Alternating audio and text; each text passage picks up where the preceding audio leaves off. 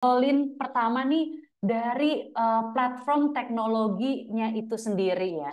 Mungkin ini Pak Amar juga jadi salah satu orang yang em, apa ya, membantu dalam merumuskan juga ya, mungkin ya gitu. Karena kan dalam implementasi Merdeka Belajar ada banyak sekali platform yang diluncurkan oleh pemerintah gitu ya. Dari mulai platform Merdeka Mengajar atau PMM, ada rapor pendidikan, bahkan untuk manajemennya ada Arkas, ada Siplah dan lain-lain sebagainya. Bahkan bukan hanya platformnya nih, tapi dari tahun 2020 kita di boost ya oleh yang namanya pandemi gitu ya, sampai tahun 2023 kemarin sudah lebih dari 1 juta laptop. Ini kalau misalkan saya datang ke sekolah-sekolah di daerah, itu udah banyak yang ngomongin soal Chromebook, Chromebook. Nah, saya yakin Bapak Ibu guru yang ada di Zoom di ruangan ini juga udah familiar sekali nih dengan yang namanya Chromebook dan juga sudah didistribusikan kurang lebih secara merata juga ya gitu dari pemerintah ke daerah-daerah. Nah, mungkin saya pengen tanya dulu nih dari Pak Amar. Sebenarnya seberapa efektif sih program-program tersebut untuk bisa mengakselerasi teknologi atau digitalisasi dalam dunia pendidikan kita gitu? Apakah memang kan kita juga tahu Indonesia itu besar sekali gitu ya, ada eh, kemarin kita datang ke sebuah tempat yang memang kita harus melalui perairan dulu untuk bisa sampai ke sekolah tersebut gitu. Nah, sebenarnya sudah seefektif apa dan sudah merata belum sih sebetulnya Pak Amar dari sisi program-program tersebut? Mungkin boleh di-share juga. Ya, baik. Makasih banyak Mbak Vinda dan Bapak Ibu semua. Dan memang betul ya, sejak di tahun 2019, sejak kita masuk pandemik gitu ya, 2020 gitu ya, ini ada blessing in disguise dari sebuah pandemik itu sendiri, di mana terjadi lompatan yang luar biasa kita terhadap transformasi digital gitu ya, kepada di dunia pendidikan khususnya, di mana guru dipaksa dengan kondisi harus hadir dan memanfaatkan teknologi-teknologi untuk menciptakan proses pembelajaran itu sendiri. Sehingga pembelajaran bisa berlangsung. Tidak gara-gara pandemi, pembelajaran berhenti. Kebutuhan belajar dari siswa itu berhenti begitu saja. Nah, itulah dengan segala upaya yang sudah dilakukan, inisiasi dari para ibu, bapak, ibu guru di seluruh Indonesia dengan segala keterbatasannya, bagaimana bisa memberdayakan atau menciptakan proses pembelajaran itu sendiri. Nah, di dalam teknologi, tentunya teknologi ini hadir di dua mata sisi ya. Ada yang menguntungkan, di sisi lain tentu juga ada aspek kerugian. Tapi dari lompatan teknologi yang tadi, lompatan digital yang tadi, kita secara nggak sadar sekarang kita tuh sangat bergantung kepada teknologi gitu ya Bapak Ibu ya. Dan Bapak Ibu semua sangat bergantung. Dan salah satu yang memudahkannya adalah kita bertemu di sore hari ini gitu, di mana ada guru-guru yang dari wilayah di luar, dari wilayah Pulau Jawa, bisa kita bertemu di dalam forum ini. Saya posisi tidak ada di Jakarta, saya ada di luar Jakarta, kita bisa bertemu gitu. Pak Yudi lagi di Tangerang, kita bisa bertemu satu waktu sekarang. Bayangkan dahulu kalau kita tidak memanfaatkan teknologi yang sangat common sekarang, kita akan sulit bertemu sekarang. Nah, upaya itulah yang dilakukan Kemendikbud melalui digitalisasi sekolah pertama. Betul yang tadi disampaikan oleh Mbak Pinda, beragam platform teknologi untuk dihadirkan untuk memberikan layanan kepada dunia pendidikan ya. Saya ngambil contoh yang sederhana adalah tanya bos saja. Ini sederhana, kalau Pak Yudi dan Bapak Ibu guru penyelenggara sekolah ini dengan bos ini eh, angin surga, tapi ibaratnya kaki kanan ini di surga, kaki kiri di neraka. Satu sisi menjawab kebutuhan gitu ya, di sisi lain takut terjerat dengan hukum gitu ya. Nah, ini satu kondisi yang sangat dialami oleh Bapak Ibu semua. Tanya bos hadir dengan memberi kepastian. Contoh Mbak Pinda, dahulu untuk menggunakan dana bos biasanya adalah yang dipakai katanya Pak Yudi ditanya sama rekan gurunya di SMP 5 Tangerang. Saya mau pakai dana bos ini untuk bayar internet boleh gak? Oh boleh, saya kemarin. Gitu. Lalu kata yang teman yang SMP 5 ini, enggak, kata guru teman saya ketemu di kegiatan yang di Banjarmasin, itu nggak boleh, dia diperiksa gitu ya, itu harus dikembalikan dan lain segala macam. Ada ketidakpastian di sana, katanya. Tanya bos itu hadir untuk memberi kepastian. Dana bos itu hadir untuk memberikan jawaban. Di mana pengelolanya dana bos ini bukan lagi katanya, tapi dikelola oleh admin yang sudah Kemdikbud itu sendiri. Sehingga dalam satu isu, yang tadi Pak Yudi contoh gitu ya, satu pertanyaan, itu bisa dilihat, di tracking, bisa di search gitu ya, oleh guru-guru lain yang ada di seluruh Indonesia dan disematkan regulasinya apa. Karena bisa jadi aspek pemahaman itu datang dari dua sisi Mbak Pinda dan Bapak Ibu semua. Aspek adalah pemahaman, tingkat pemahaman dari sekolah dan juga dari pengawas dan juga dari pemeriksa. Nah, dengan kehadiran Tanya Bos ini tentu memberikan itu. Dan ini banyak ragam lainnya ya. Termasuk platform Merdeka Mengajar yang luar biasa. Baru kemarin saya dapat informasi ya, platform Merdeka Mengajar ini masuk ke dalam 5 nominasi, 5 nominasi besar yang melalui PR Week Global Award yang akan diselenggarakan nanti pemilihannya akan dipilih dua pemenang ya. Itu 15 Mei di kota London. Nah, di mana platform Merdeka Mengajar ini hadir untuk memberikan guru, kesempatan kepada guru dan tenaga pendidikan untuk bisa melakukan self education. Contohnya adalah, ini Pak Yudi dan Bapak Ibu pasti sangat familiar. Dahulu kalau ikut pelatihan yang diselenggarakan oleh pusat, biasa kita kenal ya istilahnya 4L ya, gitu ya. Wah, kesempatan untuk kita guru mendapatkan peningkatan kompetensi itu terbatas, gitu. Tidak semuanya. Nah, makanya di beberapa tahun terakhir Kemendikbudristek itu adalah memberikan kesempatan, membuka opsi kesempatan untuk kepada yang lainnya. Salah satunya adalah melalui platform Merdeka Mengajar, di mana di sana banyak konten-konten khusus guru dan tenaga pendidikan untuk meningkatkan kompetensinya secara mandiri. Lagi-lagi kata kuncinya adalah mandiri, ya. Jadi mungkin sebagian orang mungkin merasa, wah saya kok jadi kebanyakan ya pelatihan mandiri, jadi banyak ya ini. Hadir untuk bisa belajar. Jadi memang guru dan tenaga pendidikan kita dorong bukan hanya untuk mengajar, tapi juga hobi dan memiliki rasa untuk ingin terus belajar. Nah, itulah kenapa kata kunci belajar ini, guru harus belajar, itu hadir di dalam implementasi kurikulum Merdeka atau dalam kita kenal kurikulum Merdeka yang beberapa waktu lalu melalui Permendikbud Ristek nomor 12 tahun 2024 kita akan masuk ke dalam Merdeka Belajar masuk ke menjadi kurikulum nasional. Tapi tenang Bapak Ibu, masih ada beberapa fase dan waktu gitu ya. Bagaimana nanti, oh batas waktunya kan harusnya akhir April. Tenang Bapak Ibu, update kalau Bapak Ibu cek PMM pasti ada notifikasi bahwa pendaftaran kurikulum Merdeka diperpanjang hingga 7 Mei. Kembali kepada kata merdeka dan kata belajar di dalam Merdeka Belajar itu adalah bagaimana Kemendikbudristek melalui kurikulum ini ingin mewujudkan sekolah yang kita cita-citakan. Apa sih sekolah yang kita cita-citakan? Yaitu sekolah yang menumbuhkan kompetensi dan karakter semua murid untuk menjadi pelajar sepanjang hayat dengan nilai Pancasila.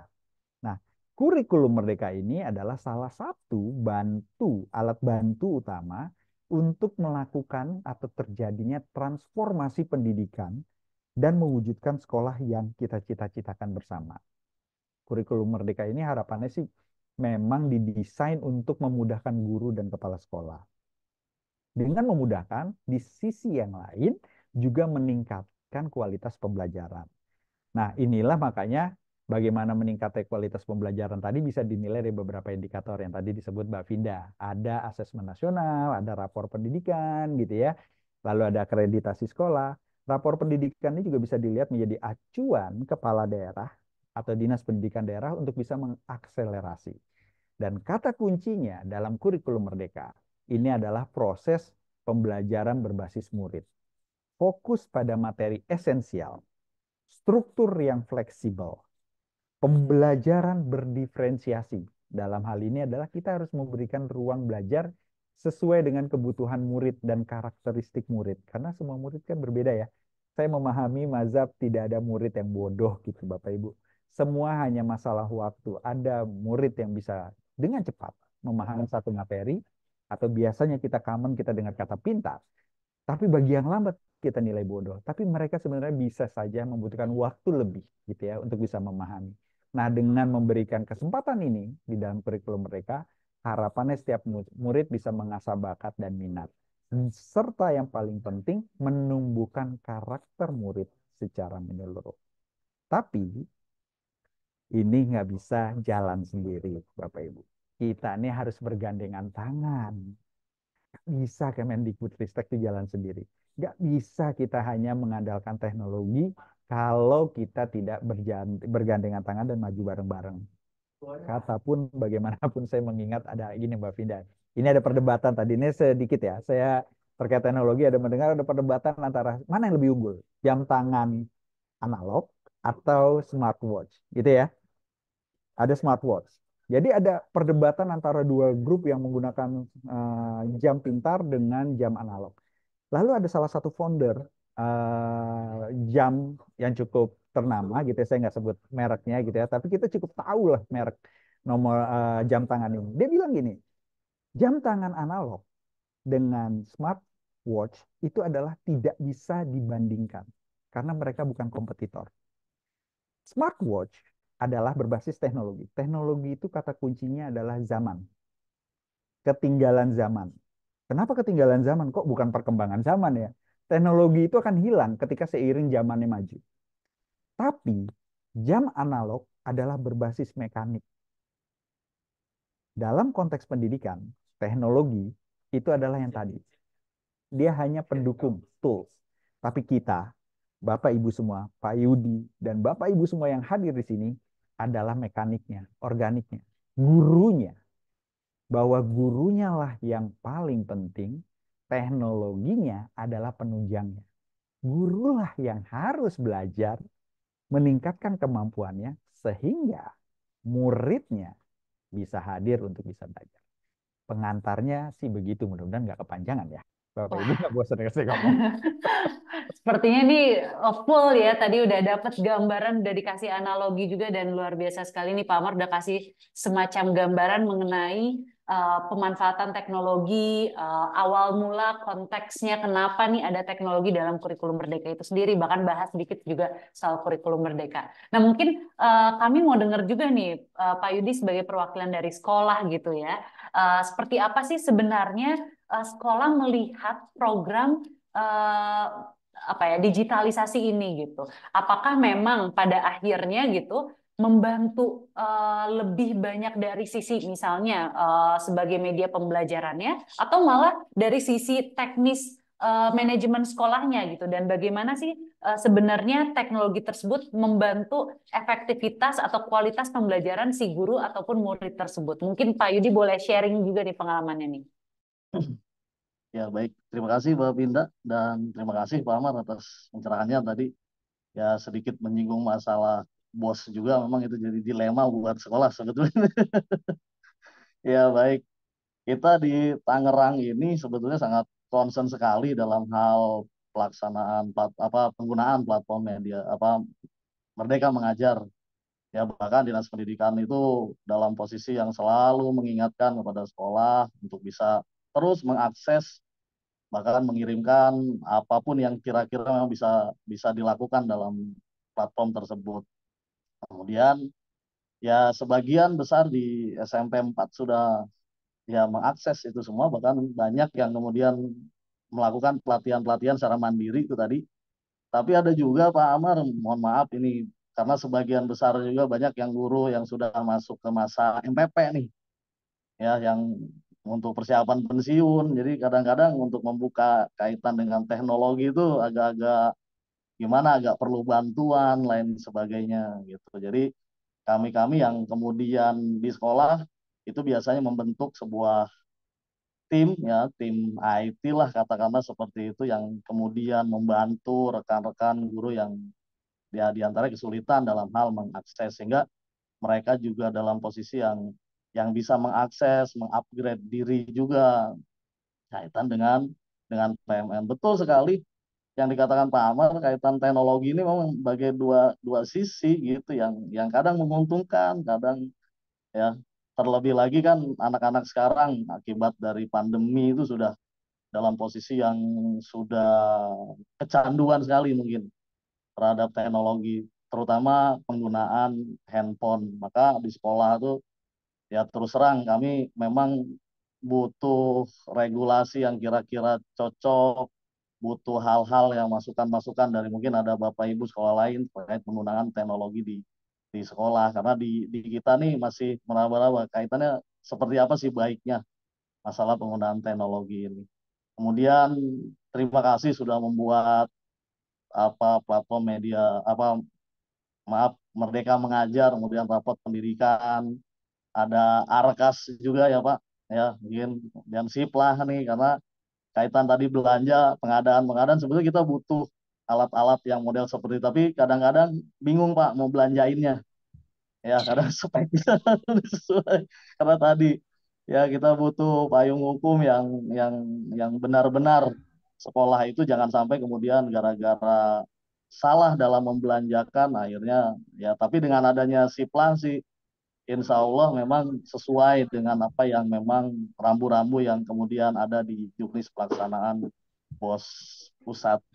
Jadi sementara itu yang bisa saya sharing untuk pengantarnya Mbak Binda mungkin ke depan bisa ada hal-hal yang bisa di-sharingkan lagi. Oke, siap. Terima kasih banyak Pak Yudi. Wah, tadi udah ngasih banyak juga ternyata positif side ya dari adanya platform-platform yang sudah disiapkan oleh Kemendikbud juga. Nah, mungkin saya pengen dengar juga nih, kami semua di sini pasti mau dengar dari Mas Ditni nih sebagai selaku perwakilan mungkin dari pihak swasta gitu ya. Kira-kira kolaborasi seperti apa atau kontribusi seperti apa sih yang bisa dibantu dari tim swasta itu sendiri untuk bisa tadi ya menyukseskan atau membuat sekolah yang kita cita-citakan tadi kalau kata Pak Amar gitu, khususnya di bidang pemanfaatan teknologi ini. Mungkin Mas Ditni boleh cerita sedikit kira-kira seperti apa sih bentuknya? Oke, terima kasih Mbak Vinda. Terima kasih Pak Amar dan Pak Yudi atas tadi penjelasan yang sudah disampaikan. Dan memang kalau saya melihat ya Pak, kalau saya melihat pada di kurikulum Merdeka ini memang condong sekali dengan teknologi ya Pak, dengan digital. Dan memang arahnya pada saat Mas Menteri naik ya Pak, Mas Menteri naik, pendidikan itu arahnya dibuat lebih menggunakan teknologi dan pas banget kemarin tuh kan kita terkendala COVID ya Pak, yang mana itu terjadi lompatan-lompatan terkait dengan penggunaan teknologi di daerah gitu ya Pak. Dan memang dengan adanya lompatan dan teknologi tersebut, kalau dari sisi kita ya Pak, dari sisi swasta dan istilahnya dan apalagi dengan kurikulum Merdeka yang sangat fleksibel, itu bisa menjadi dan kita dapat bekerja sama dengan pemerintah Pak.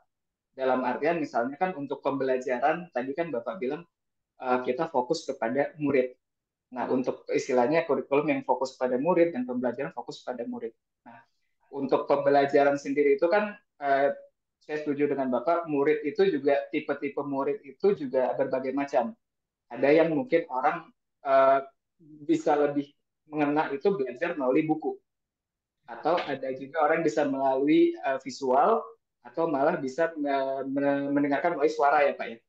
Nah, oleh karenanya sebenarnya memang dari kita dari sisi swasta gitu ya Pak ya, itu juga merupakan suatu hal yang bisa dikolaborasikan antara pemerintah dengan swasta juga bahkan sekolah-sekolah juga dengan tujuan yang sama. Jadi kita sama-sama ingin bagaimana peserta didik itu dapat mendapatkan pengajaran ya Pak ya, yang interaktif dan istilahnya nanti ujungnya adalah meningkatkan nilai atau tingkatan nilai dari setiap sekolah tersebut.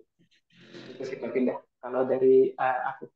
Oke, thank you nih Mas Ditni. Wah, ini kayak kita udah mulai deep dive langsung ke soal teknologinya itu sendiri gitu ya. Tadi menarik banget Pak Amar juga sharing bagaimana pemerintah gitu ya menyiapkan program-program unggulan dari sisi teknologi untuk bisa ya tadi fokusnya terhadap murid, untuk bisa membantu guru jadi lebih mandiri dan lain-lain sebagainya. Nah, teknologi kan bukan hanya untuk kita bisa bilang tadi Pak Amar bilang sebagai salah satu tools gitu ya untuk mendorong perubahan. Dan salah satunya di sektor pendidikan itu sendiri ada banyak sekali di negara-negara lain yang udah juga mendukung intervensi dari transformasi pendidikannya di negara tersebut. Ada beberapa nih, mungkin saya share satu aja nih. Ada di Estonia, itu daerah Eropa gitu ya. Itu tuh ada sebuah platform yang mereka sebut sebagai e-call yang fungsinya itu alat manajemen sekolah dan bisa memfasilitasi komunikasi dan kolaborasi antara murid, orang tua dan sekolah dan juga badan pengawas. Bahkan sampai November 2023 kemarin, e-call ini bisa sudah diimplementasikan lebih dari 97 juta pelajar. Jadi para pelajar tuh di Estonia ini sudah bertukar kurang lebih 56 juta pesan dari sistem yang mereka buat gitu. Dan ada banyak-banyak negara-negara lain yang juga sudah mencontoh atau sudah membuat teknologi yang akhirnya bisa diimplementasi di sektor pendidikan gitu ya. Salah satunya India juga meluncurkan platform pembelajaran nasional atau disebut DISKA, di mana para guru dan murid memiliki akses terhadap materi belajar mengajar dari platform yang sudah disediakan oleh mereka juga. Ini kan menarik sekali ya. Nah, mungkin saya mau dengar dari Pak Yudi dulu nih. Sebenarnya apa sih hal-hal yang real di lapangan, di sekolah dibutuhkan gitu untuk bisa memenuhi target dan ya tadi ya, kalau dari pemerintah kan punya tujuan untuk bisa kita mendorong fokusnya terhadap murid gitu ya dalam kurikulum Merdeka ini. Nah, gimana nih dari sekolah sebenarnya kebutuhan utamanya tuh eh, pendidikan maupun proses digitalisasi itu seperti apa sih? Mungkin kita pengen dengar, jadi bisa tahu juga nih, oh ternyata udah nyambung nih dengan apa yang dicita-citakan, yang sudah di-plan oleh pihak pemerintah juga gitu. Ya, baik Mbak Vinda dan Bapak Ibu sekalian, saya kira ya di era digitalisasi ini ya yang dibutuhkan memang selain tadi memang aplikasi platform-platform yang memang sudah dibuat oleh Kemendikbud, ya sekolah ya tidak lain membutuhkan juga apa sarana-sarana prasarana yang memang mendukung perangkat-perangkat pembelajaran. Memang dalam posisi yang sekolah ini banyak yang kemudian terbatas ataupun mau melaksanakan pengadaan tadi yang saya sampaikan melalui dana BOS kan kadang terkendala, ada batasan dari segi jumlah maupun speknya. Dan yang terpenting lagi untuk bisa mengakses itu kan kita butuh data nih, kuota internet nih Pak Amar nih. Sementara kan posisinya di sekolah tadi dibatasi untuk masalah ya pembelanjaan, ya pengadaan lain sebagainya, alat-alat. Di Tangerang sendiri ini kadang-kadang memang untuk penggunaan ya teknologi yang berbasis internet itu memang agak terkendala baik dari segi sinyal maupun ya pengadaan di perangkatnya sendiri. Meskipun saat COVID dulu kita memang diperbolehkan untuk ada anggaran darurat ya Pak Amar saat itu. Jadi boleh untuk menganggarkan hal-hal yang terkait yang dibutuhkan dalam hal pembelajaran saat COVID kaitan dengan pembelajaran yang menggunakan digitalisasi begitu. Tapi kan kemudian kesini-sininya nih memang ada sedikit ya kendala kaitan dengan pengadaan. Kami sih sebetulnya belum lama di SMP 4 tuh dapat bantuan perangkat dari Korea Pak Amar gitu, dari Korea. Itu hasil kerjasama kalau tidak salah Kemendikbud juga dengan Korea. Jadi ada satu guru kami yang kemudian ikut kegiatan ya, bahkan beliau ke Korea dan rewardnya itu memang kami mendapatkan bantuan beberapa perangkat termasuk ya tab, laptop dan lain sebagainya. Cuma setelah kita buka tuh memang karena dari Korea jadi bahasanya bahasa Korea semua nih Pak.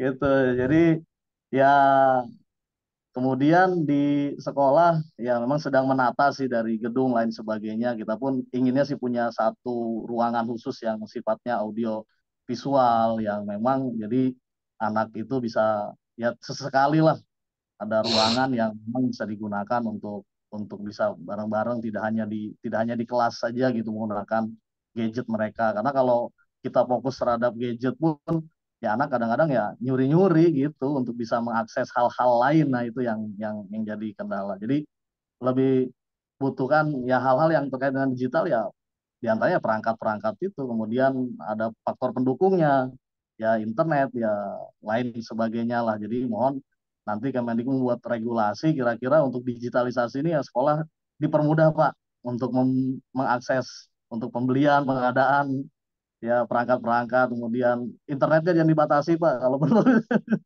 Sekian. Baik itu Mbak Vinda yang bisa saya sharingkan. Terima Oke, kasih. siap Pak Yudi. Terima kasih banyak nih sekalian curhat kayaknya Pak Amar.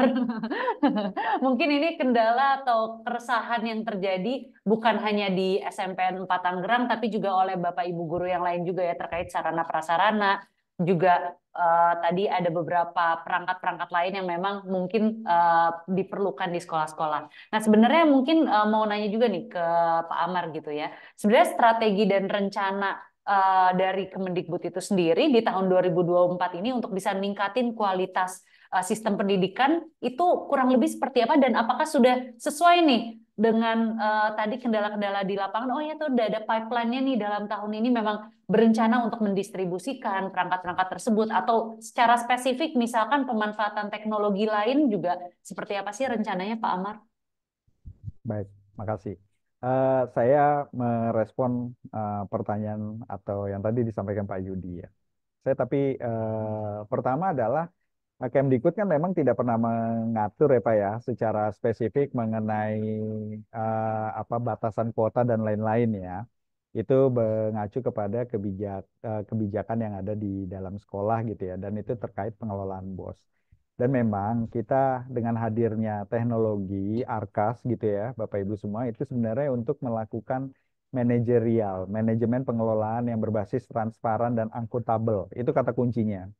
Di mana setiap transaksi keuangan, pengelolaan keuangan yang diterima oleh sekolah, baik dana BOS dan dana lainnya, itu bisa diakses dan digunakan dan dilihat laporannya secara akuntabel.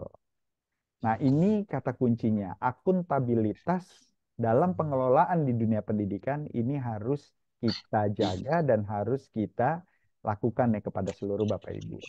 Dan memang kita sadari tidak semua wilayah Indonesia memiliki infrastruktur dan sarana prasarana seperti layaknya Jakarta. Kemendikbud tidak melihat dan mengambil kebijakan seperti Jakarta sentris gitu ya, di mana kita semua mewah dengan kemewahan teknologi yang kita dapatkan gitu ya, yang ada di Jabodetabek khususnya. Ya tadi yang disampaikan Pak Yudi, kita geser ke Tangerang, kita geser ke Provinsi Banten, di mana tetangganya dari DKI Jakarta juga banyak loh wilayah yang tidak memiliki sarana prasarana. Tapi kata kuncinya adalah, apakah dengan kehadiran teknologi yang sangat wah, bisa menjawab permasalahan? Nah, ini bisa dilihat dari dua sisi. Pertanyaan yang sama ketika saya diundang menjadi waktu itu menjadi apa bertemu dengan sekolah yang cukup ternama di Depok gitu ya. Saya memberi waktu itu diminta untuk memberikan training kepada mereka untuk pembelajaran berdiferensiasi. Hal serupa itu muncul, disampaikan oleh para guru di depan kepala sekolahnya. Kami butuh sarana prasarana. Kami butuh sarana prasarana untuk menunjang dan lain-lain. Lalu saya nanya, Bapak, Ibu, siapa yang bertanggung jawab sarana dan prasarana di sekolah ini? Diangkat tangan. Apakah di kelas ada LCD? Ada, Pak. Apakah di kelas ada sound speaker? Speaker aktif? Ada, Pak. Apakah guru punya laptop? Ada, Pak. Tapi nggak semua, Pak. Apakah sekolah punya fasilitas laptop atau PC yang bisa digunakan bersama?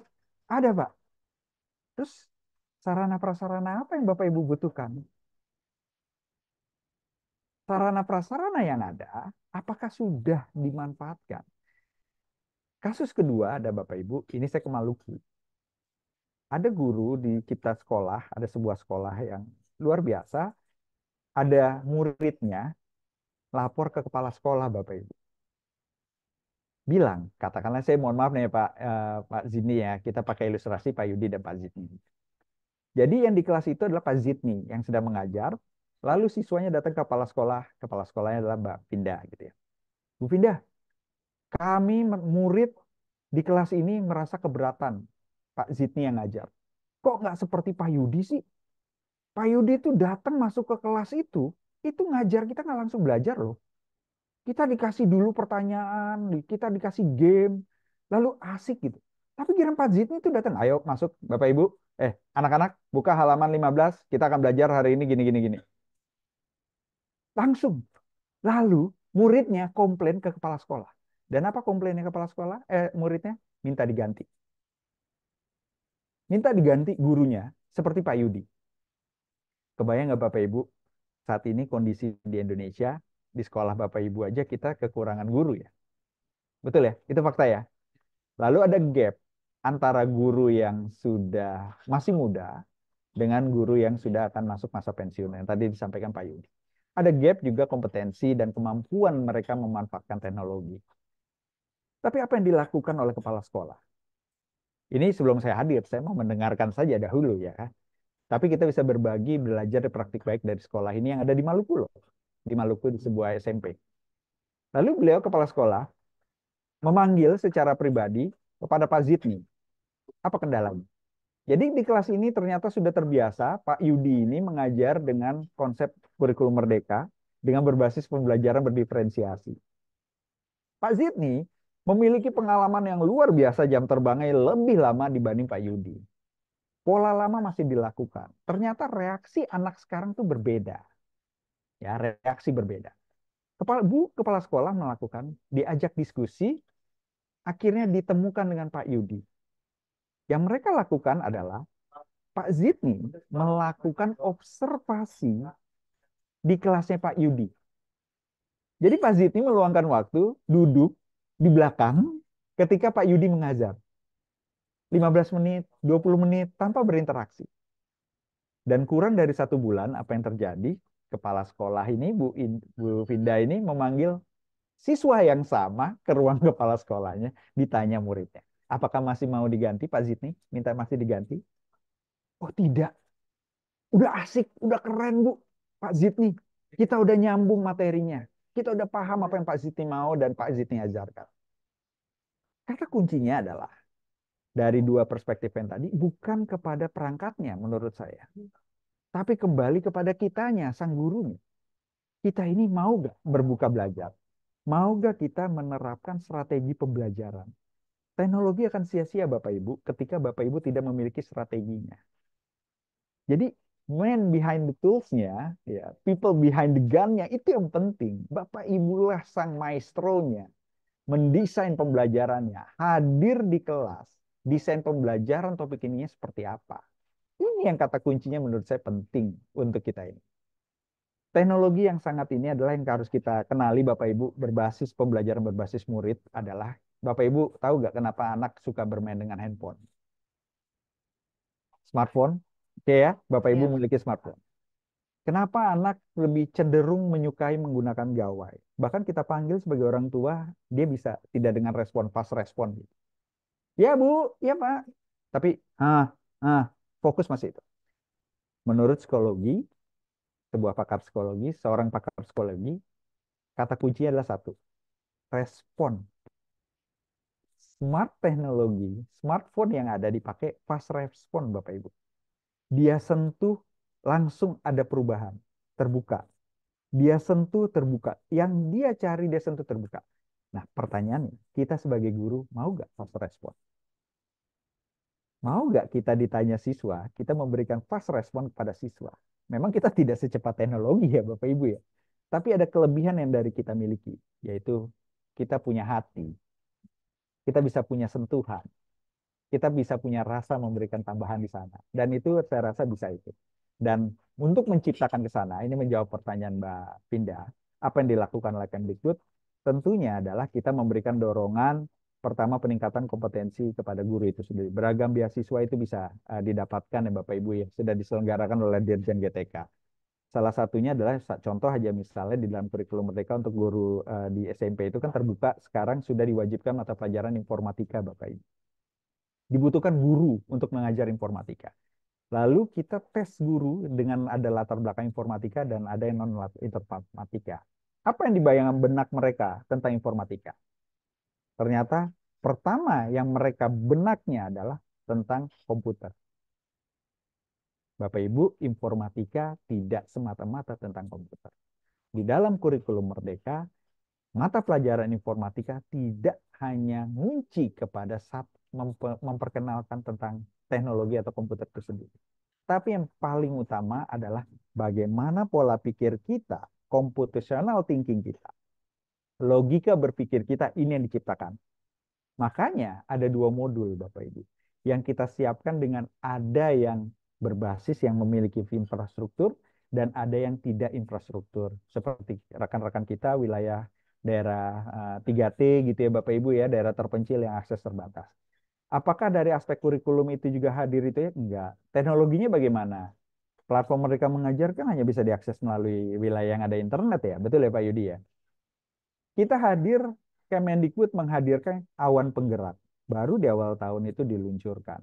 Ada istilah awan penggerak, di mana ini kita saat ini sudah terakses ada 5 provinsi, 15 kabupaten, 50 satuan pendidikan yang sudah bisa akses ini, dan kurang lebih sekitar ada 300 guru dan tenaga pendidikan yang sudah masuk dan memanfaatkan awan penggerak ini.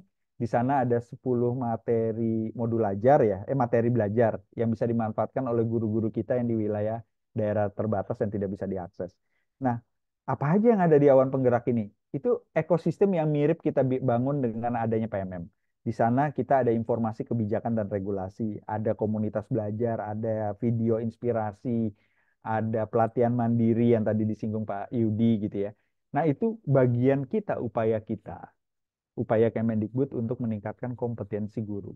Karena kata kuncinya bagaimana kita bisa menciptakan pembelajaran berbasis murid kalau gurunya tidak kita tingkatkan kompetensinya. Lagi-lagi guru adalah orang yang paling penting dalam proses transformasi pendidikan yang diciptakan oleh Kemendikbud. Karena ujungnya yang kita lihat adalah perubahan proses belajar dan hasil belajar oleh murid. Guru, Pak Yudi, dan kawan-kawan bisa menilai berhasil atau tidak. Bukan hanya statistik berapa jumlah guru yang sudah akses platform mereka mengajar yang ada di sekolah Bapak Ibu. Tapi tanyakan coba ke muridnya. Nah, apakah kamu sudah paham, nak, materi yang Bapak ajarkan? Apakah kamu nyaman, nak? Gurulah yang bisa menilai hasil cara dia belajarnya, mengajarnya, meningkatkan nggak kemampuan dan kualitas pembelajaran siswa. Sesederhana itu. Tidak perlu bergantung kepada tools yang lain, tapi gunakan kemampuan empati yang guru miliki. Hadir tatap muka seperti tadi Mbak Vida sampaikan, nggak perlu. Kalau ini kan bisa ada yang off cam. Tatap wajahnya, tatap mata anaknya. Tanyakan, bicara dari hati ke hati. Kalau ada kendala, diskusikan.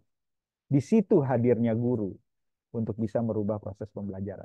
Jadi lagi-lagi tadi saya bukan, teknologi adalah tools. Tapi yang paling penting adalah behind the tools, yaitu gurunya dan kepala sekolah. Itu sih.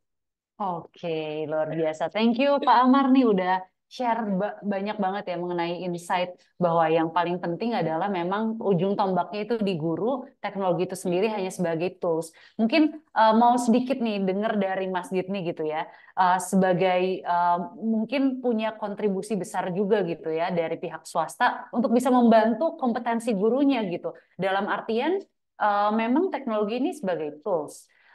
Mungkin bisa mempermudah gitu kan ya Pak. Kayak kalau guru-guru dengan diberikan tools ini pada akhirnya bisa mempermudah, akhirnya proses pembelajaran tadi juga bisa jauh lebih efektif, bisa jauh lebih efisien juga. Mungkin kalau dari Mas Jitni punya pandangan tertentu atau apa sih inovasi-inovasi yang diberikan gitu dari sisi kita nih sebagai pihak swasta untuk bisa membantu akselerasi dari guru-guru tersebut gitu. Oh ya, terima kasih banyak Mbak Pinda atas pertanyaannya. Jadi memang kalau kita ngelihat, kalau kita dengar dari tadi penjelasan dari Pak Amar ya Pak, gap untuk di setiap daerah ya Pak ya, di setiap daerah tadi di Maluku ada memiliki gap juga ya Pak ya, dalam artian untuk terkait dengan pendidikannya, apa namanya, terkait dengan cara mengajar dan infrastruktur dan lain-lain ya Pak ya. Dan memang kalau misalnya dari sisi swasta Mbak Vinda yang memang bisa kita lakukan adalah kita ingin membantu untuk mempermudah guru nih. Karena sebagai contoh mungkin untuk eh, materi, untuk materi atau pembelajaran gitu ya. Terkadang kan guru eh, ada yang tadi seperti Pak Ahmad bilang, ada yang kreatif, ada yang tidak gitu ya Pak. Mungkin ada yang istilahnya sudah bisa untuk membuat materi dengan baik atau tidak gitu ya Pak ya. Nah, jadi memang makanya dari pihak swasta ini banyak kita mencoba untuk memberikan eh, contoh-contoh materi, contoh-contoh materi Mbak Frida, yang mana kita bisa nanti diakses oleh guru. Nanti guru itu nanti bisa memberikan materi tersebut kepada murid-murid, dan itu mungkin salah satu cara dari swasta ya, salah satunya karena kan memang kita lihat banyak sekali sekarang dari pihak swasta juga yang istilahnya memang menggunakan konten Pak.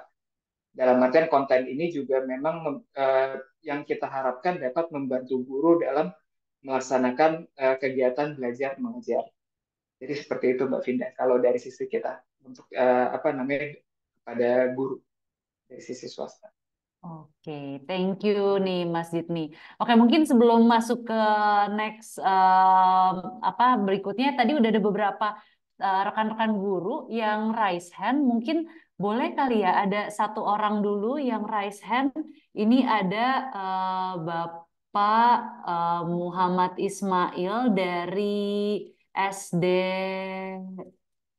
dari SDN 53 Lajarela. Mungkin boleh Pak Ismail kita berikan waktu untuk bertanya, bisa langsung unmute ya, silakan. Bentar. Ya, terima kasih banyak Bu dari Lenin Room ini. Luar biasa sore hari ini. Terima kasih banyak Pak Ahmad Anugrah. Suatu penjelasan yang luar biasa sekali. Memang di dalam transformasi digital menghadapi masa depan, membentuk generasi masa depan itu tidak semudah membalik telapak tangan. Nah, ini ada beberapa permasalahan yang kami sendiri adalah salah satu inovator smart class device, selalu berupaya gimana caranya supaya pemenuhan kebutuhan profil belajar peserta didik kami dapat terpenuhi dengan nyaman, dengan menjawab tantangan pembelajaran berdiferensiasi. Kemarin kami dapat bantuan Chromebook, tapi di Chromebook itu masih banyak teman-teman kami yang belum memahami dalam penggunaannya. Alhamdulillah kami melakukan pelatihan, sudah bisa menggunakan Chromebook dengan baik. Tetapi ternyata seperti penjelasan Pak Ahmad tadi, siswa itu inginnya instan, pas, respon pas.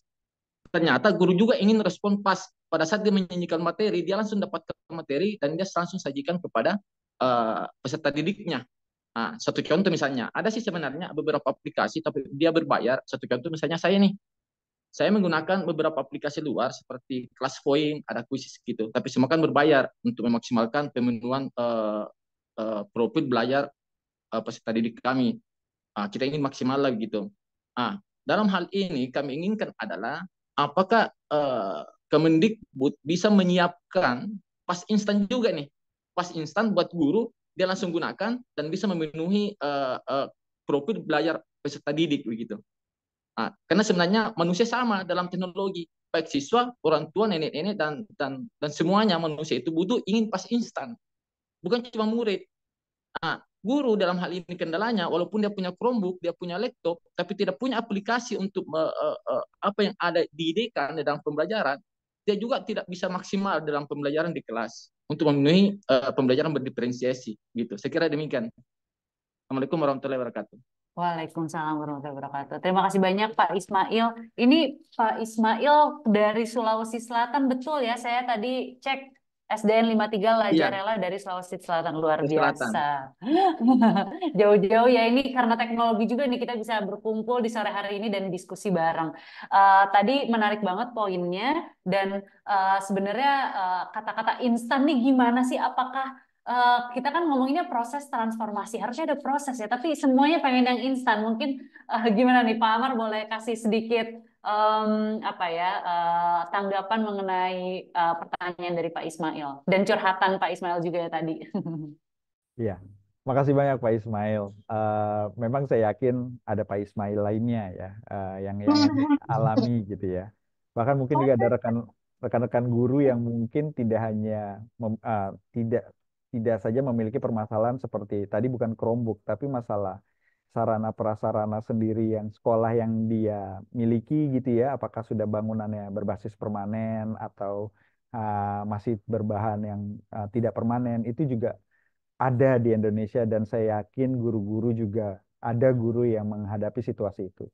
Ada guru yang saya menemui satu seorang guru yang dia guru kelas 1 dan dia juga guru kelas 2, dia juga kelas 3 dan dia juga guru kelas 4 dan dia juga kepala sekolah. Itu ada rekan-rekan guru kita yang seperti itu. Ada saya temu guru waktu kita di salah satu kabupaten di Papua, Bapak Ibu. SD-nya dia itu ada muridnya hampir 2.000 di sekolahnya dia. Kaget saya. Bapak punya murid 2.000. Gimana itu Pak? Ternyata adalah limpahan dari wilayah lain yang sedang konflik Bapak Ibu. Tapi dari dua situasi tadi, saya menemukan ada satu benang merah Bapak Ibu. Kenapa ya di situasi yang Bapak Ibu sedang hadapi itu, proses pembelajaran itu tetap terjadi. Tetap loh ada interaksi antara guru dan murid. Ya, betul, keterbatasan, semua kita memiliki keterbatasannya masing-masing. Bagi Pak Yudi ini adalah kendala besar. Tapi mungkin bagi guru Pak Ismail atau guru Pak Yosef yang ada di Papua sana, masalah yang dihadapi Pak Yudi misalnya, itu mereka nggak pikirkan. Karena ada jauh kondisi yang mereka belum nyampe di situasi yang itu. Tapi benang merahnya adalah di mana ada rasa tanggung jawab, ada rasa sebagai guru, sebagai empati guru, melihat muridnya haus akan pelajarannya, dia tetap harus memberikan pembelajarannya dengan memanfaatkan situasi semaksimal mungkin. Kondisi yang jauh dari ideal itu, guru memiliki dua dilema sebenarnya. Satu, apakah kita harus menunggu semua infrastruktur itu ready, sarana itu ready hingga kita proses pembelajaran itu baru bisa berlangsung, atau kita bisa melakukan dengan apa yang kita bisa. Dengan kalau Bapak Ibu lihat dari beberapa success story, beberapa guru-guru yang kita angkat, Kemendikbud atau teman-teman rekan-rekan swasta pasti menemukan. Success story dari seorang guru adalah bisa jadi inovasi datang tidak dengan adanya kemewahan teknologi, tapi dengan keterbatasan sarana dan prasarana, inovasi itu hadir. Bagaimana menghadirkan sesuatu yang baru sehingga proses pembelajaran itu terus berjalan. Tapi saya bukan berarti menyarankan Bapak Ibu harus berpangku tangan saja. Tidak Bapak Ibu. Tentu ada proses yang dijalani. Tentu ada upaya ikhtiar yang tetap harus dijalani oleh Pak Ismail, Pak Yosef, dan rekan-rekan Bapak Ibu yang lainnya. Ada wilayah di mana nanti ada dinas pendidikan untuk menyiapkan membantu infrastruktur sarana dan prasarana sekolahnya. Tetap kepala sekolah memiliki peran untuk berkomunikasi kepada dinas pendidikan untuk pengajuan segala sarana prasarana yang dibutuhkan untuk penunjang pendidikan. Tapi kita sebagai guru, tugas kita apa? Apa tugas utama kita? Lakukanlah itu menurut saya. Jangan menunggu berpangku tangan, menunggu. Tapi ada ikhtiar tetap harus jalan, jangan juga tidak boleh jalan. Saya apresiasi yang dilakukan Pak Ismail dengan secara mandiri melakukan pelatihan kepada teman-teman. Pertanyaannya adalah, apakah kementerian bisa melakukan fast respon? Apakah siap Bapak Ibu untuk fast respon? Itu pertanyaan balik Bapak Ibu. Apakah kita siap? Bapak Ibu siap dengan kehadiran fast respon yang kita balik? Kami di kementerian itu sama Bapak Ibu. Sama dengan sudut pandangnya dengan Bapak Ibu sebenarnya. Kami membutuhkan respon yang cepat dari Bapak Ibu untuk suatu yang proses.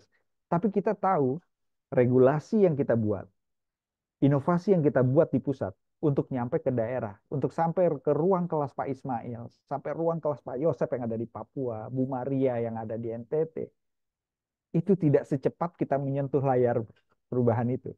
Tapi kita mencoba ikhtiar. Pengembangan teknologi itu mengarah ke sana. Nggak perlu nunggu pusat. Platform mereka mengajar, secepat kita menyentuh. Itu bisa langsung diakses Pak Yosef, diakses oleh Bu Maria, Pak Ismail di Sulawesi Selatan. Ketika membuka platform mereka mengajar. Itulah kementerian ada di sana secepat itu. Apakah kita siap? Apakah Bapak Ibu siap untuk secepat itu juga untuk membuka pelatihan mandiri? Berapa materi, topik materi pelatihan mandiri yang Bapak Ibu sudah selesaikan? Ingat, bukan sertifikatnya yang penting. Sertifikat adalah bukti Bapak Ibu telah prosesnya. Tapi proses belajarnya yang Bapak Ibu terima, tanya ke muridnya. Itulah ada yang namanya aksi nyata. Mengimplementasikan proses belajar di ruang kelas. Sejauh mana keberhasilan proses belajar Ibu. Itulah saya perlu, dan di awal saya ngomong perlu bergandengan tangan. Perlu yang disampaikan oleh Mas Jitni dan rekan-rekan teman-teman swasta lain untuk kita bergandengan tangan. Yes, kesempurnaan itu menurut saya teknologi itu nggak akan pernah sempurna ya, karena setiap detik itu berubah teknologi. Kita nggak akan bisa mengejar teknologi yang kekinian sekarang sementara kita belum update. iPhone ini udah muncul yang berapa nih iPhone ya? Tapi saudara kita di Pak Yosep emang peduli dengan iPhone yang sudah rilis yang sudah terbaru sekarang? Enggak, belum tentu. Syukur-syukur dia hanya berharap internet hadir di ruang kelasnya. Lalu berbasis dengan keterbatasan aplikasi yang tadi disampaikan Pak Ismail. Apakah kita harus menunggu berbayar? Apakah kita nggak bisa pakai yang gratisan sehingga proses pembelajaran berdiferensiasi? Nah, apakah kalau gratisan kan nggak enak ya Pak, gratisan terbatas dan fitur segala macam. Yuk kita kolaborasi, gandeng tangan. Hubungi Pak Zidni nih sekarang. Pak Zidni, kelas saya butuh ini. Bisa nggak Pak Zidni hadirkan? Kita kolaborasi. Hubungi sekarang Pak Ismail, itu ada Pak Zidninya. Nomor teleponnya ada di bawah saya. Nah, tapi saya yakin, selain Pak Zidni, ada rekan-rekan teman-teman yang lain bisa diajakkan dengan tangan Bapak Ibu. Di dalam kurikulum Merdeka itu ada yang namanya mitra pembangunan. Para mitra yang concern kepada bagaimana peningkatan kompetensi dan implementasi kurikulum Merdeka di wilayahnya. Gandeng, kolaborasi dengan mereka. Gandeng pihak-pihak yang bisa mengisi ruang kosong yang Bapak Ibu butuhkan. Seperti yang Pak Ismail tadi sampaikan. Ada aplikasi yang dibutuhkan, coba gandeng. Gandeng mitra yang bisa mengisi itu. Kalau kita tidak bisa mengeluarkan biaya, keterbatasan dana bos dan lain-lain yang tadi pernah kita singgung, coba gandeng, kolaborasi, mitra kerjasama. Itulah tadi di awal saya ngobrol, kita harus gandeng tangan. Nggak bisa kita jalan sendiri. Gitu. Itu sih Mbak Pita. Oke, luar biasa. Terima kasih banyak. Terima kasih banyak Pak Amar.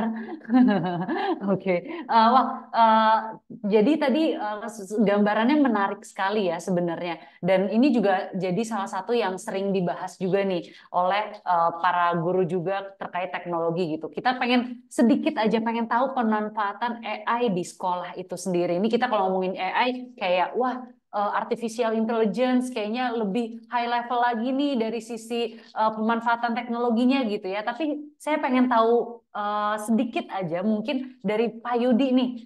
Sebenarnya kalau di sekolahnya sendiri, apakah sudah ada teknologi-teknologi yang tadi ya seperti AI atau mungkin kita bahasnya sekarang yang lebih ngehits tuh gamification atau hal-hal lain yang sebenarnya bisa bantu ningkatin kualitas pembelajaran juga nih. Kalau tadi kita ngomongin soal guru-guru yang harus fast respon atau misalkan ngomongin media atau teknologi ini sebagai media tuh apalagi sih yang bisa dimanfaatkan. Nah, apakah AI, gamification atau VR ini bisa membantu meningkatkan kualitas pembelajaran di dalam siswa-siswi kita untuk jauh lebih interaktif atau jauh lebih kolaboratif? Mungkin Pak Yudi punya pengalaman juga tuh. Ya, baik Mbak Binda, dan terima kasih Pak Amar, banyak sekali semacam pencerahan buat kita ya, artinya dalam hal pemanfaatan teknologi. Ternyata kan bukan bukan bukan toolsnya tadi ya, artinya karena memang sebetulnya di sekolah-sekolah memang selain selain perangkat, memang yang terpenting adalah ketika mendapatkan sosialisasi terkait dengan masalah aplikasi-aplikasi yang kemudian atau platform yang kemudian digulirkan oleh Kemendikbud, sehingga bisa bisa langsung terakses secara fast gitu oleh oleh guru-guru di sekolah. Jadi itu pun sebetulnya kita kita butuh. Kemudian kaitan pemanfaatan AI ya, dari mulai ya COVID dulu memang sudah mulai kita memanfaatkan beberapa teknologi yang karena di awal kalau tidak salah setelah COVID kita guru-guru tuh mendapatkan fasilitas belajar ID ya, dari Kemendikbud itu ya Pak. Kemudian dari Belajar ID itu kan bisa mengakses beberapa platform termasuk Merdeka Mengajar platform, kemudian raport, ternyata raport pendidikan pun yang dulunya raport mutu hanya kemudian digunakan hanya bisa digunakan oleh operator sekolah, sekarang kan bisa diakses oleh semua semua guru, sehingga guru tahu di mana kekurangan, bisa merefleksi di mana kekurangan guru ketika ketika mengajar gitu, atau dalam hal baik dari segi metode, pemanfaatan media dan lain sebagainya. Jadi itu bagian dari refleksi. Kemudian hal lain yang sudah dimanfaatkan, ya biasanya memang kita mengarahkan untuk siswa itu kaitan yang pertama untuk mereka belajar secara mandiri, selain gurunya juga melakukan pelatihan mandiri, ya siswa juga bisa melaksanakan pembelajaran secara mandiri. Karena teknologi AI itu kan banyak aspek yang bisa dicari, seperti misalkan ada smart content mungkin seperti itu, ya yang sekarang kalau di kami sih yang lagi hits itu yang chat GPT itu ya, yang bisa melakukan obrolan, bertanya hal-hal yang kira-kira mereka ingin tahu, yang kemudian bisa secara cepat juga direspon oleh sistem AI. Kemudian selain smart content ada mentor visual, kan mereka juga bisa belajar dari video-video yang ada, kemudian bisa membuat hal-hal yang baik. Kalau kita banyak sering mendapatkan salah satu contoh di Canva. Canva pun sekarang sudah dalam posisi yang punya classroom sendiri, menyediakan classroom sendiri untuk bisa mendesain pembelajaran, presentasi dan sebagainya. Kemudian ada automatic assessment yang kalau di Google punya itu toolsnya itu ada Google Classroom, ada Google Form gitu. Itu juga sudah sering kita manfaatkan, selain teknologi-teknologi yang sekiranya mereka mau akses, ya aplikasi-aplikasi yang berbasis web seperti itu yang bisa memudahkan mereka dalam dalam hal belajar. Nah, tentunya saya pun ya memohon pada Pak Amar, kemudian Pak Jidni, ya betul tadi kita harus berkolaborasi, bergandengan tangan, ya untuk bagaimana pemanfaatan teknologi ini bisa bisa mencakup ya secara merata, baik yang dari wilayah kota maupun tadi di wilayah Pak Ismail yang memang bisa jadi lebih lebih membutuhkan ya hal-hal seperti itu yang kira-kira aksesnya agak agak, tapi bukan berarti kita tadi ya diam saja ya seperti Pak Amar katakan. Jadi kita tidak perlu kemudian menunggu menunggu dan menunggu, apa yang bisa kita lakukan ya kita lakukan, termasuk di sekolah kami pun ya kami kemudian nanti kan ada komunitas, ya kami juga buat juga komunitas di sekolah ya, karena di PMM juga ada Kombel ya, ada komunitas belajar untuk masing-masing. Jadi kita bisa saling sharing juga dalam pemanfaatan AI. Siapa tahu ada guru punya informasi, oh ini AI yang terbaru loh ini, maka kita dalam komunitas atau kelompok-kelompok belajar itu bisa bisa saling sharing. Itu sih yang bisa disampaikan Mbak Pinda. Terima kasih. Oke, luar biasa Pak Yudi. Wah, jadi tadi guru-guru pun sudah sangat memanfaatkan media-media berbasis AI ya, dari ChatGPT dan beberapa tools-tools lain gitu. Luar biasa. Nah, mungkin saya pengen ngobrol sedikit nih dengan Mas Jitni nih. Boleh nggak sih dikasih contoh sebenarnya sebagai pihak swasta sebagai mitra dari pemerintah gitu ya? Kira-kira apa sih teknologi AI atau gamification yang bisa ningkatin kualitas pengajaran dan bisa ngebuat siswa-siswi ini belajar memang jauh lebih interaktif juga gitu. Dan bagaimana aspek teknologi akhirnya bisa terlibat untuk membantu proses pengajaran jadi jauh lebih efektif juga. Mungkin boleh di-share nih, Mas Ditni mungkin ada pengalamannya juga. Oke, thank you banget Mbak Pinda. Um, dua hari lalu saya baru habis kembali dari Kota Singkawang, Bapak dan Ibu. Jadi memang di sana ternyata Pak Jokowi itu baru membangun suatu airport, dan mereka itu sangat-sangat dari Dinas Pendidikan sangat concern juga dengan bahasa Inggris, Bapak dan Ibu. Bapak. Kemarin kita diskusi panjang, dan di sana juga saya juga dapat informasi Pak bahwa dari Permendikbud yang baru nanti untuk kurikulum Merdeka 3 tahun lagi itu nanti kita akan bahasa Inggris akan wajib ya Pak ya, untuk kelas start kelas 3 SD nih. akan start dan wajib untuk kelas 3 SD, dan itu sekitar harus diwajibkan 2027-2028. Nah, memang kalau kita berbicara terkait bahasa Inggris sendiri, kita dari Learning Room, kita juga sudah punya Learning Room student yang istilahnya sudah menggunakan AI.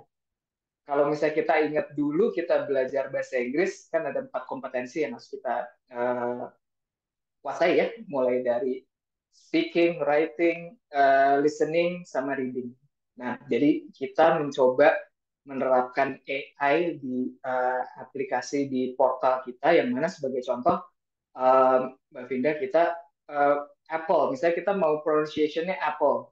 Nanti di sistem kita punya semacam AI yang istilahnya bisa menilai murid-murid ini sudah sesuai atau belum dengan pengejaan yang tepat sesuai dengan bahasa Inggrisnya yang tepat ya. Nah, dan terkait juga dengan gamification, memang sekarang anak-anak sekarang kalau misalnya belajar dengan istilahnya game ya, dengan game sesuatu yang berbau-bau game, itu mereka jadi lebih termotivasi, dan istilahnya mereka lebih semangat lah ya untuk melakukan pembelajaran tersebut. Nah, makanya juga kita coba untuk di dalam aplikasi atau portal kita juga kita menyematkan gamification juga.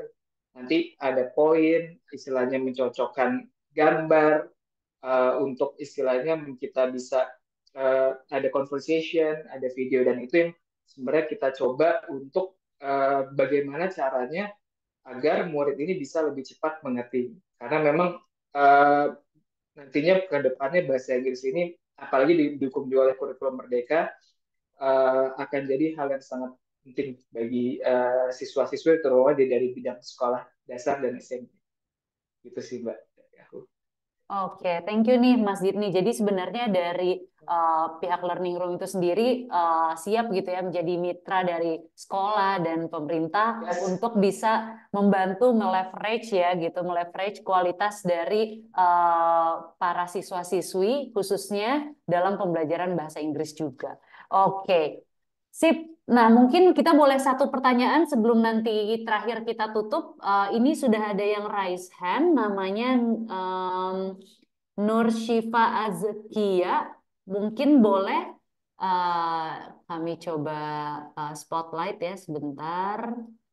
Oke, mungkin boleh di-share dari mana asal daerahnya. Kalau misalkan sekolahnya mungkin boleh di-share, silakan. Sebelumnya, apakah suara saya sudah terdengar? Sudah terdengar. Terima kasih, Kak. Perkenalkan, nama saya Nur Syifa Azkia. Saya dari SDIT Anido Kolbu, Kalimantan Tengah. Pertanyaan saya adalah, kebetulan saya adalah mahasiswi, jadi sambil kuliah, sambil ngajar sebagai guru. Di situ saya kebetulan mengajar karena kebetulan lagi kekurangan guru sekolah tersebut.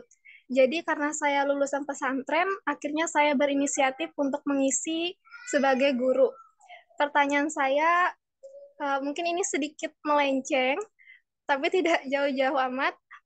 Bagaimana cara saya untuk membangun kepercayaan diri saya, karena saya tidak yakin saya bisa mengajar sebaik Bapak dan Ibu yang sarjana, yang sudah punya pengalaman di bidang pendidikan. Saya masih kurang percaya diri, karena jujur ketika di pesantren kita baru dikasih ilmunya, kalau teknik untuk mengajarnya belum. Dan juga yang kedua adalah, apakah ada salah satu cara atau beberapa cara dari para master-master yang berkiprah di bidang pendidikan untuk meningkatkan skill dalam mengajar dan lain sebagainya untuk saya yang masih mahasiswi ini, karena saya jujur kurang percaya diri gitu. Terima kasih. Oke, terima kasih banyak Nur Syifa, luar biasa ya. Mungkin kita bisa kasih apresiasi yang sangat banyak gitu ya. Dan cukup miris juga ya, ada sekolah yang masih kekurangan guru sampai akhirnya Nur Syifa nih sambil kuliah tapi tetap mau apa ya berkontribusi untuk tetap mengajar juga. Mungkin Pak Yudi nih boleh share sedikit kali. Gimana nih Pak Yudi udah 17 tahun mengajar. Jadi saya yakin Nur Syifa bisa dapat tips and trick mungkin dari Pak Yudi gimana nih untuk bisa jadi lebih semangat dan percaya diri juga dalam proses pengajarannya. Ya, baik. Terima kasih Mbak Dinda dan Mbak Siva ya. Mbak Siva Askia dari Kalimantan. Terima kasih. Ya, sudah mau berbagi juga dengan posisi Mbak Nursifa yang masih harus sambil ya di pesantren mengajar juga, karena memang itu udah sebuah hal yang sebetulnya luar biasa. Ya, belum belum lulus pun sudah mengabdi, artinya seperti itu. Artinya semua hal yang kemudian akhirnya kita bisa kan berawal memang ya kita banyak banyak belajar, kemudian banyak sharing dengan guru-guru yang ada di sana. Artinya seperti itu, kita percaya diri, tidak usah kemudian merasa masih ya kurang pengalaman, karena itu semua pengetahuan, pengalaman dan sebagainya itu bisa bisa dalam posisi yang diasah. Ya tidak lantas kayak Pak Amar pun dalam posisi yang sudah langsung tiba-tiba bisa semua dalam hal transformasi digital kan semua gitu. Artinya ya apapun bisa dipelajari, apalagi dalam dalam hal sesuai dengan tema kita pemanfaatan teknologi. Jadi kita ya gunakan kayak pelatihan-pelatihan secara mandiri yang memang sudah dibuat oleh guru-guru, rekan-rekan guru di seluruh Indonesia. Ya kaitan dengan masalah belajar itu kan bisa bisa sambil belajar tanpa kuliah pun sebetulnya sekarang sudah bisa ya mengakses semua semua metode lain sebagainya.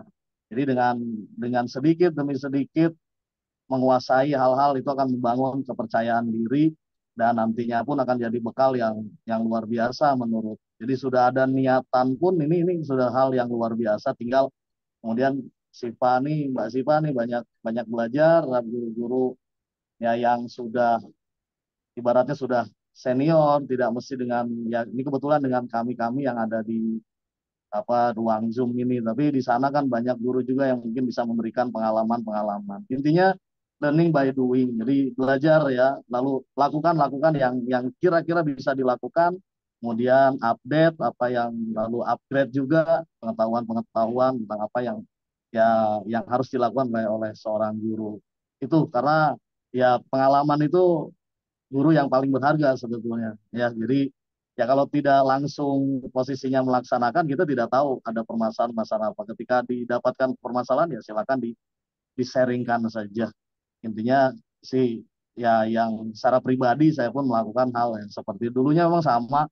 Ya saya berawal dari ya nggak langsung jadi guru juga kan, harus honor dulu karena ya bagaimana belajar mengajar, bahkan saya kan tidak punya basic jadi guru sebetulnya Pak Amar nih awalnya. Saya dari SMA sudah harus bantu di sekolah-sekolah, jadi saya belajar dari guru-guru yang ada sampai alhamdulillah sudah 17 tahun ini dan luar biasa ya guru-guru kita.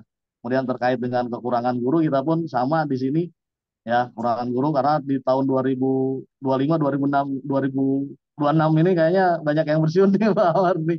Jadi catatan juga buat Kemendikbud dan Pemda yang ada ini bagaimana solusinya untuk ya hampir saja kemarin kita untuk mata pelajaran IPA habis Pak. Ya, tidak ada guru ya. Tapi untuk kebijakan yang P3K ini alhamdulillah kami sedikit terbantu meskipun di 2 tahun yang akan datang akan kekurangan lagi banyak guru gitu. Ya, terima kasih Mbak Nisa sudah ya sharing ya. Itu saja dari saya Mbak Pinda.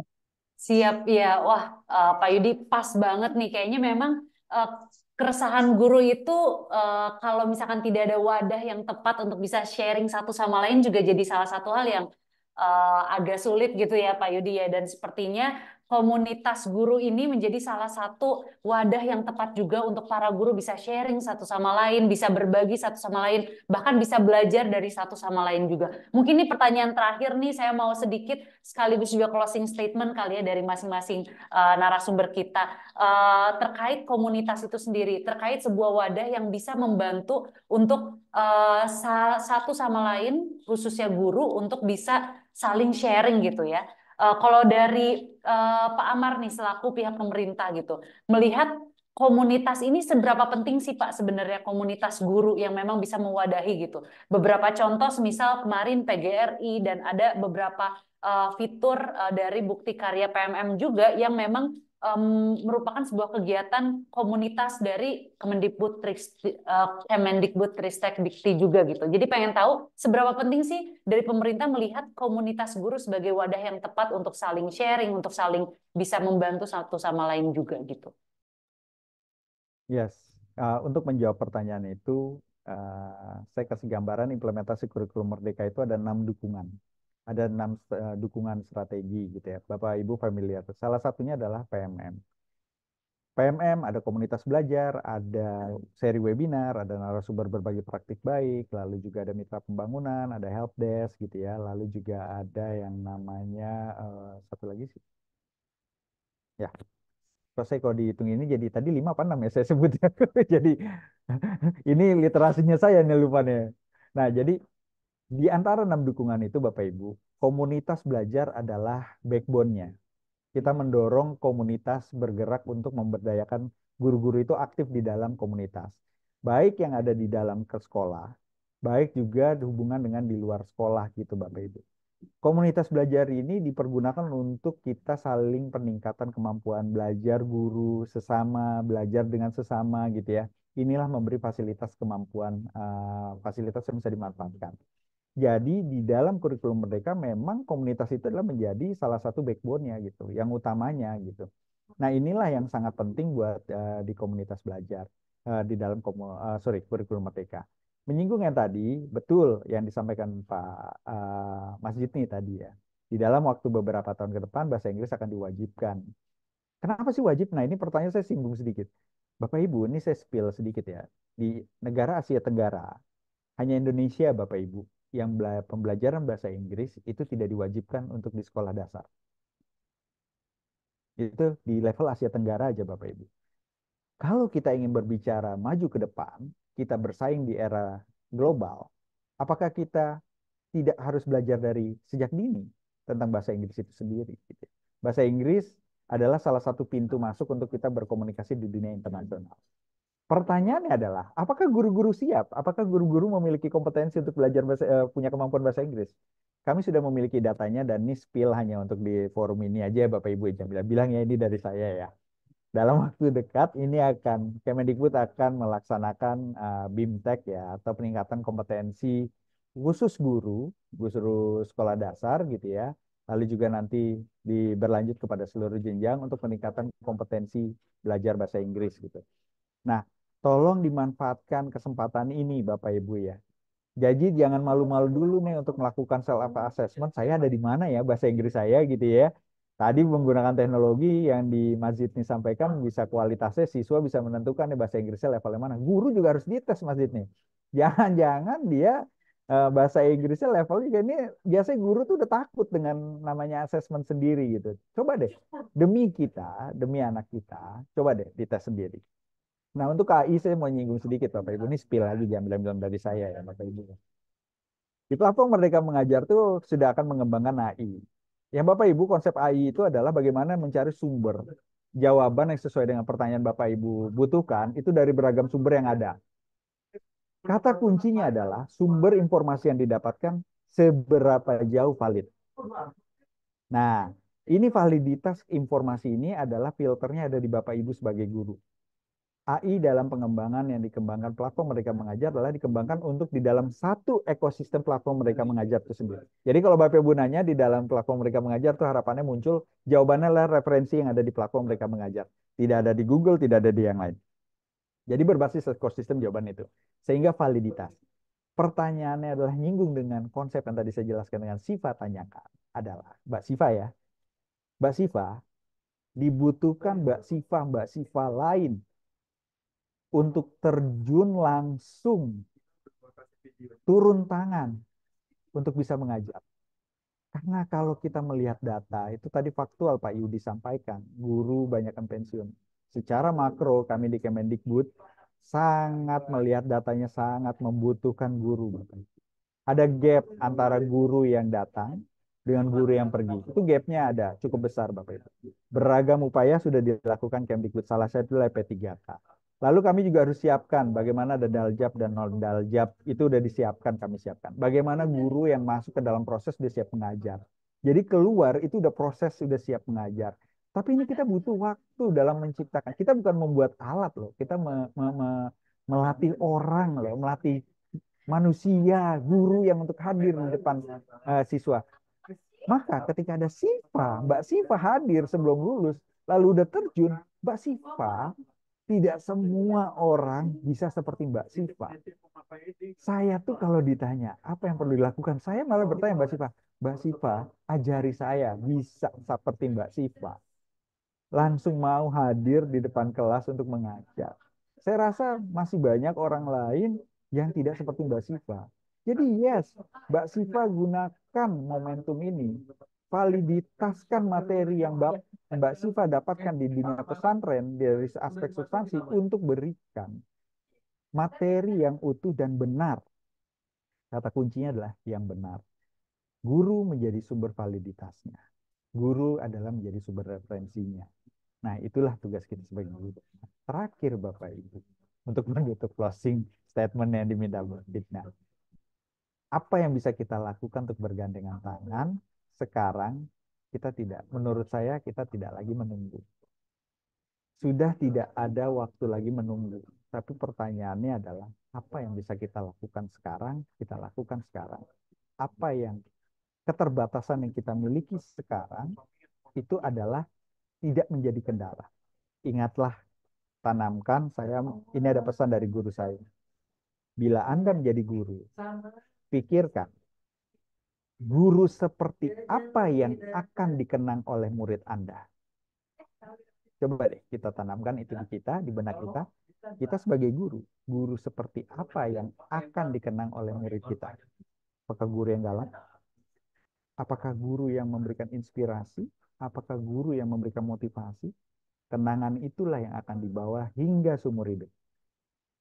Ada sebuah video, Ian Wright, salah satu striker legendaris Arsenal, dalam sebuah wawancaranya, tiba-tiba didatangi oleh seorang pria tua. Dia kaget melihat pria tua ini, ternyata pria tua ini adalah gurunya. Guru yang menginspirasi Ian Wright. Ian Wright itu dulu siswa yang kurang fokus dalam belajar. Guru ini hadir di depan mukanya dia tiba-tiba, lalu apa yang dikatakan, dia nangis, saya dapat informasi Anda meninggal. Ternyata Anda masih hidup. Andalah yang membuat saya bisa menjadi seperti sekarang. Dia berpelukan di dalam sebuah wawancara itu. Coba deh Bapak Ibu resapi mungkin ya di setelah sore hari ini, pertemuan kita kali ini, untuk menjawab yang dari inspirasi dari Mbak Siva tadi. Guru seperti apa yang akan dikenang oleh siswa kita? Kita mau seperti apa sih? Ini akan dikenang puluhan tahun dan perjalanan hidup dari siswa-siswa kita kan. Saya yakin apa yang Bapak Ibu lakukan terasa belum cukup, terasa kurang, tapi yakinlah bagi anak-anak kita itu adalah sebuah oase, sebuah mata air yang mereka dapatkan yang adalah Bapak Ibu berikan. Bahwa tidak ada hal yang Bapak Ibu lakukan secara percuma-cuma, tapi itu menjadi oase mereka. Dan insya Allah itu menjadi amal ibadah Bapak Ibu semua, dicatat nilai kebaikan. Dan saya meyakini kita memudahkan orang lain, tentu kita akan dimudahkan urusan kita. Demikian mungkin dari closing statement saya, Mbak. Mohon maaf kepanjangan ya Bapak. Terima kasih banyak Pak Amar. Kayaknya setelah ini jadi renungan untuk semua rekan-rekan guru ya, termasuk saya pribadi juga. Oke, mungkin sedikit Pak Yudi nih, tadi kita bahas mengenai komunitas. Pak Yudi juga tadi sudah share betapa seberapa penting komunitas di dalam sekolah itu sendiri gitu ya. Mungkin closing statement Pak Yudi, bagaimana komunitas ini bisa membantu para guru untuk bisa menjejaring satu sama lain juga Pak Yudi. Kalau dari Pak Yudi seperti apa tanggapan?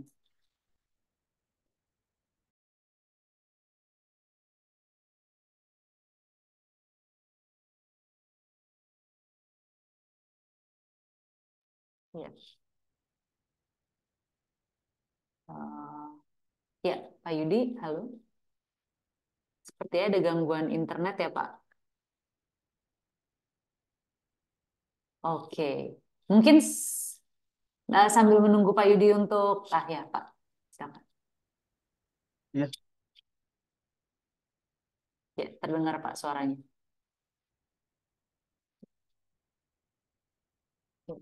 Sepertinya ada gangguan internet, Pak Yudi. nggak stabil ya Mm-mm. koneksi Oh, Bapak Yudi. oke, nggak apa-apa. Mungkin, sekarang Pak, halo? Iya, halo, terdengar Mbak Ya, Vina? ya terdengar Pak. Boleh Pak closing statementnya sekaligus. Tadi pengen tahu nih, bagaimana komunitas itu sendiri bisa membantu guru-guru di sekolah untuk berjejaring satu sama lain dan akhirnya bisa membantu meningkatkan kompetensi dari para guru itu sendiri. Baik, terima kasih. Ya, terkadang memang guru itu dikenal sosok yang pandai dan mampu menyampaikan ilmu dengan baik. Namun sebetulnya di balik itu semua, saya pribadi merasakan masih banyak hal yang kurang ya setelah mengikuti beberapa pelatihan, terutama yang seminar hari ini. Ternyata banyak yang sebetulnya kita dapat yang guru itu ya tentunya banyak yang harus diupdate, diupgrade lain sebagainya.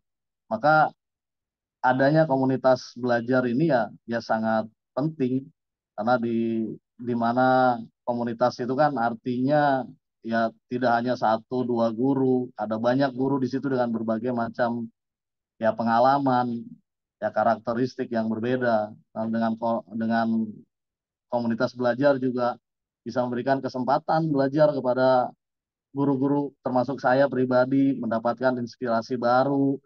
Saya kemudian tadi mendapatkan ada informasi dari Pak Ismail juga yang sharing, ternyata luar biasa di sana kan perjuangannya gitu untuk menghadapi pemanfaatan teknologi ini. Ya, kemudian dari komunitas juga bisa meningkatkan kompetensi diri itu tadi, kemudian melatih berkomunikasi, bersosialisasi juga, memperluas jaringan, kemudian mengembangkan karir terutama mungkin bagi yang mau berkarir kan dengan komunitas mungkin ada hal-hal lain yang bisa dilakukan ya ketika bertemu dengan Mas Jidni kan bisa jadi ada guru-guru lain yang kemudian bisa ikut ke learning room yang punya bakat dalam hal pembuatan aplikasi lain sebagainya bisa Konten ya Pak gabung ya, mungkin konten juga siapa bisa ya tahu Pak ya. ya Hmm, hmm. iya Konten bahasa Inggris berkonten Pak gitu bisa kan. ya punya Ah, materi-materi. iya jadi kan menambah jaringan bisa jadi kolaborasi kemudian itu kan bisa mengembangkan karir guru juga tidak hanya ternyata dari komunitas belajar itu selain bermanfaat untuk diri sendiri juga dengan orang lain bisa kita membuat buat hal yang berbeda seperti itu. Jadi menurut saya ya sebagai guru ya tidak karena tadi disampaikan juga bahwa pembelajaran kita ini pembelajaran sepanjang hayat pendidikan kita ya jadi tidak jangan pernah berhenti belajar ya apalagi dengan era teknologi digitalisasi yang luar biasa masif seperti ini kita juga butuh kolaborasi dari ya pihak-pihak swasta seperti learning room ya semoga bisa bisa ke depannya mengadakan hal-hal yang sifatnya kita langsung langsung praktek ya menggunakan teknologi sehingga guru bisa bisa mengupgrade tanpa harus menunggu ya tadi perangkat lain sebagainya bantuan yang bisa diberikan atau diadakan oleh sekolah. Saya kira closing saya seperti itu. Terima kasih terutama kepada Pak Amar Nugraha dari Kemendikbud. Semoga bisa terus sharing ya dengan kami-kami Pak di sekolah. Kemudian terima kasih juga Learning Room sudah memberikan kesempatan juga untuk bisa sharing ya terkait dengan pemanfaatan teknologi. Semoga bisa bisa memberikan kebermanfaatan yang lain di lain waktu. Itu terima kasih Mbak Vinda. Siap, terima kasih banyak Pak Yudi. Nah, mungkin ini terakhir tadi Pak Yudi udah sharing juga seberapa pentingnya komunitas untuk para guru gitu ya. Mungkin dari Mas Dit nih boleh share karena kebetulan Learning Room itu punya komunitas Learning Room Teacher Community di mana ini juga bisa membantu memberikan uh, jejaring yang tepat gitu ya untuk para guru. Selain itu juga komunitas ini bisa berfungsi sebagai pemberian pertukaran informasi, sharing dan mungkin Mas Diti boleh share sedikit nih, gimana sih komunitas ini bisa membantu para guru dan juga apa nih yang bisa menjadi pembeda kenapa para guru ini bisa gitu ketika masuk ke komunitas ini menjadi salah seorang guru yang mungkin berbeda juga dari guru-guru yang lain gitu. Mungkin boleh di-share juga nih Mas Diti. Thank you. Mbak Pindah. Jadi memang tadi juga dari Pak Amar dan Pak Yudi juga sudah menjelaskan ya Mbak ya, terkait dengan betapa pentingnya community dan dari isu yang juga dihadapi oleh Ibu Nur Syifa tadi. Memang saya melihat bahwa dengan adanya community itu akan bisa sangat membantu ya dalam artian sharing-sharing nih.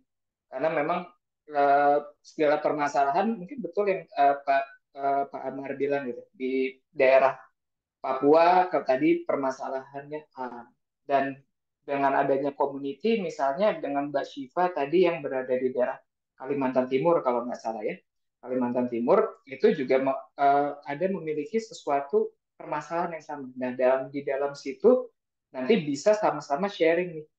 Dalam artian selain sharing itu juga selain dengan sharing permasalahan, sharing istilahnya sharing materi di situ atau bisa sharing pertukaran informasi yang mana terkadang kan memang juga kayak informasi juga ada gapnya gitu Mbak dari daerah mungkin daerah barat, daerah tengah atau daerah timur. Nah dengan istilahnya dengan join dengan community-nya dari living room Bapak dan Ibu guru juga bisa mendapatkan bisa saling berjejaring nih di dalam komunitas kita. Nanti yang pasti juga dari kita juga akan istilahnya bekerja sama misalnya dengan Pak Amar gitu ya Pak ya. Kita juga pasti kan akan mengadakan webinar-webinar selanjutnya atau nanti kita juga kolaborasi dengan Kemendikbud atau dengan badan swasta lain ya, badan swasta lain yang istilahnya atau dengan sekolah lain bahkan. Mungkin hari ini nanti kita akan speakernya dengan Pak Amar dan Pak Yudi. Nanti ke depannya kita akan coba memberikan narasumber-narasumber lain nih untuk event-event yang akan bagi peserta yang join dengan community kita. Nah, besar harapannya sih dari Bapak dan Ibu bisa join dan istilahnya nanti kita bisa discuss bareng di situ. Terima kasih.